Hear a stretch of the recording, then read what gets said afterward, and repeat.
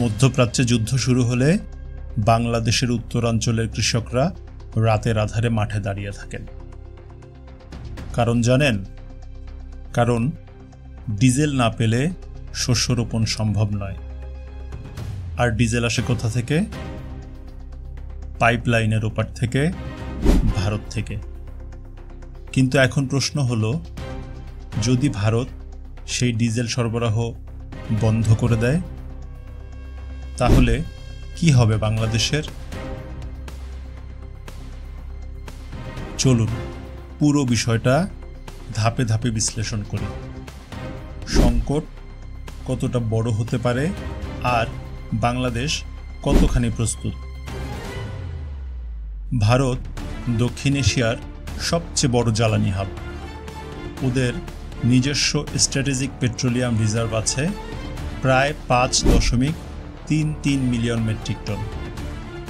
এতে করে প্রাকৃতিক দুর্যোগেও অন্তত 9 থেকে 10 দিন চলা সম্ভব। আর বেসরকারি ও সরকারি তেল কোম্পানিগুলো মিলিয়ে মোট মজুদ 74 দিন পর্যন্ত কভার করতে পারে।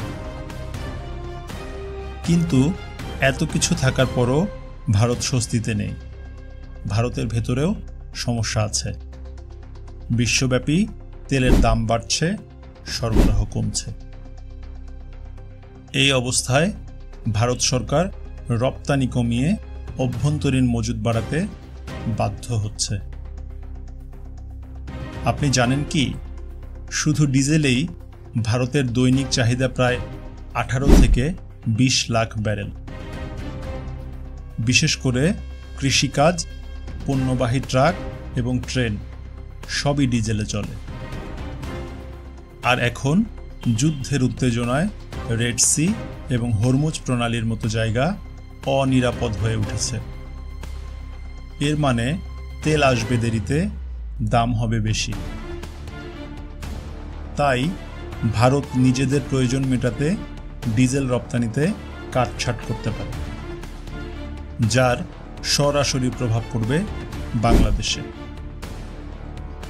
এই পরিস্থিতিতে ভারতের বাণিজ্য সচিব নিজেই বলেছেন, বিশ্বে চলমান সংঘাত ভারতের তেল আমদানিতে প্রভাব ফেলতে পারে। তাই এখনই বিকল্প জ্বালানি উৎস খোঁজার জন্য ভারত সরকার একাধিক স্তরে আমদানিকারকদের সঙ্গে বৈঠক করছে। সরকার রাশিয়া, আফ্রিকা, এমনকি আমেরিকা থেকেও তেল সংগ্রহের কথা বিবেচনা করছে। নতুন নীতিমালাও প্রণয়ন হচ্ছে, যাতে হরমুজ প্রণালী বন্ধ হলেও ভারতের তেল সরবরাহে ঝুঁকি না থাকে। এর থেকেই বোঝা যায় ভারত নিজেদের স্বার্থে আগেভাগেই প্রস্তুতি নিচ্ছে। কিন্তু বাংলাদেশ দিনে গড়ে 11 থেকে 15 হাজার মেট্রিক টন ডিজেল ব্যবহার করে। তার মধ্যে বড় অংশই যায় বিদ্যুৎ উৎপাদন, সেচ এবং পরিবহনে। দেশে 25 থেকে 30 দিনের ডিজেল মজুদ রাখার সক্ষমতা থাকলেও তা স্থায়ী কোনো সমাধান নয়। বিশেষ করে যদি সরবরাহ চেইনে ছেদ পড়ে বা পাইপলাইনের ডিজেল বন্ধ হয়ে যায়, তাহলে পুরো উত্তরাঞ্চলে লোডশেডিং, কৃষিকাজে বিঘ্ন, পরিবহন ব্যাহত হওয়া সময়ের ব্যাপার মাত্র। 2017 সালে ভারত ও বাংলাদেশ এক ঐতিহাসিক সিদ্ধান্ত নেয়। শিলিগুড়ি থেকে দিনাজপুরের পার্বতীপুর পর্যন্ত ডিজেল পাইপলাইন স্থাপন হয়। এই পাইপলাইন আনুষ্ঠানিকভাবে চালু হয় 2023 সালের 18 মার্চ,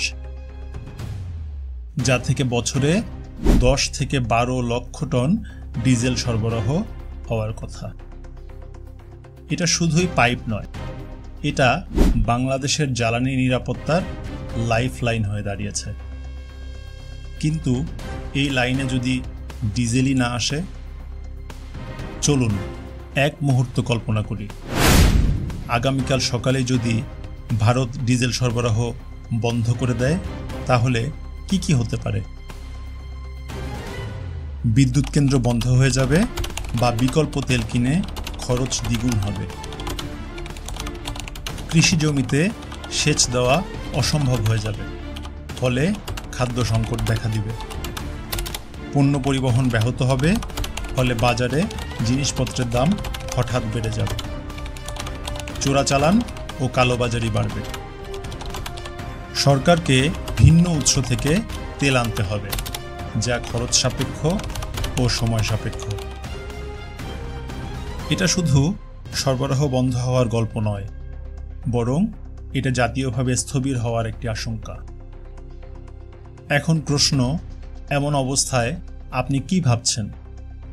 যদি যুদ্ধ হয়, যদি ভারত নিজের চাহিদা মেটাতে আমাদের কোটার ডিজেল আটকে দেয়, তাহলে কি হবে আমাদের? আমরা প্রস্তুত তো? আমাদের বিকল্প আছে কি?